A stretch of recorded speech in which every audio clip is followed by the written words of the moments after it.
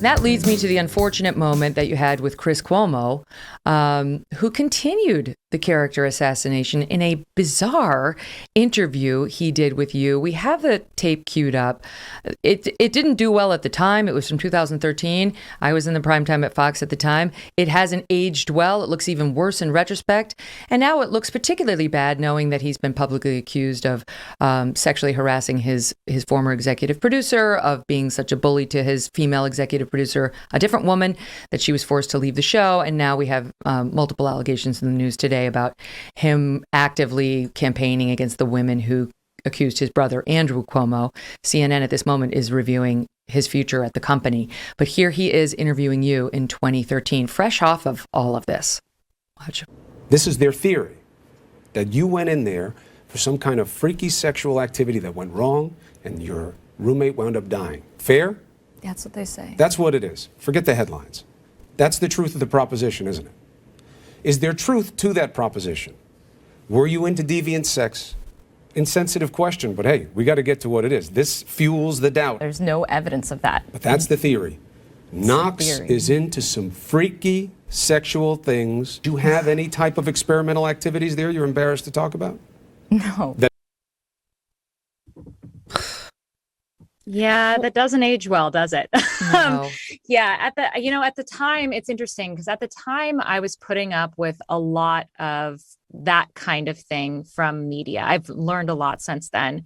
And a lot of times people have said to me, I have to ask you these, quote, hard questions because it's what's good for you. You should have the chance to respond. This is what's best for you. And Chris Cuomo, among other people, said this to me as a sort of justification for pursuing this line of questioning towards me and questioning me in a frankly humiliating way. Mm-hmm. And I believed him. And the thing that I've realized now as a journalist myself is that he didn't actually have to pursue that line of questioning. He could have instead called out that theory in the first place because, one, what my sexuality is ultimately has nothing to do with the crime. There was no evidence that placed me at the crime scene. So Why is my sexuality being the thing that's on trial? And instead, I thought that this was an opportunity to point out that there is a whole lot of smoke that is deeply irresponsible and is the deeply irresponsible storytelling that gets in the way of justice.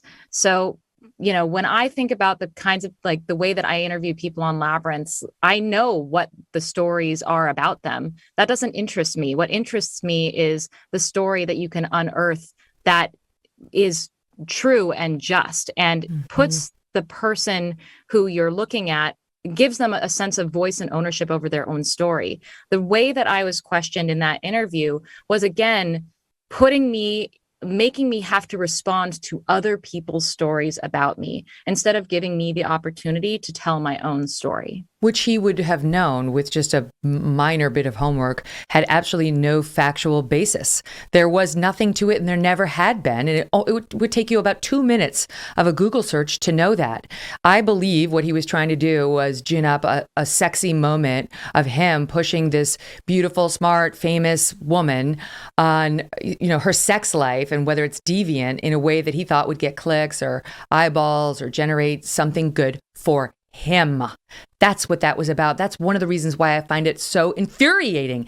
It's maddening to watch that. It's not like having somebody who's actively on trial for their life. They're accused of committing a murder. And you say, were you at the crime scene? Did you do this? Yes, of course you have to do that. What he asked you wasn't necessary. It was intentionally salacious. I don't know if he was trying to embarrass you, but he was trying to promote himself at your expense, just like everyone before him had done to you so many times. Yep. And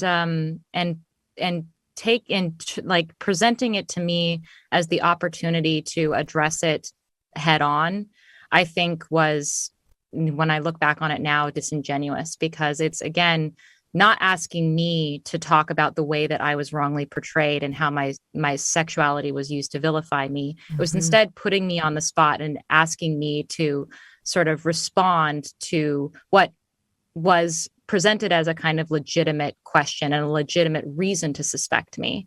So And even you know, the tone, Amanda. I mean, the tone, right? Like, and it's a sensitive question, but yeah, it's got to be like just the way you approach somebody who's been victimized the way you have. You've been victimized, whether you want to call yourself a victim or not. You've been victimized. Raffaele has too. Meredith, obviously, is not that way. You know, I remember when I interviewed Tara Reid, Joe Biden's accuser. She said she gave the interview to me because she wanted somebody who was, quote, trauma informed. And that I don't know whether Tara Reid was telling the truth about Joe Biden or not, but I understood she was making the allegations and how to treat somebody like that respectfully while asking about their story and sensitively, right? And being careful, being ginger while still being a good reporter. And it's no wonder she had turned down CNN, and gee, no wonder why. She had turned down Chris Wallace. I'm not surprised by that one either. I just feel like reporters, that was about him.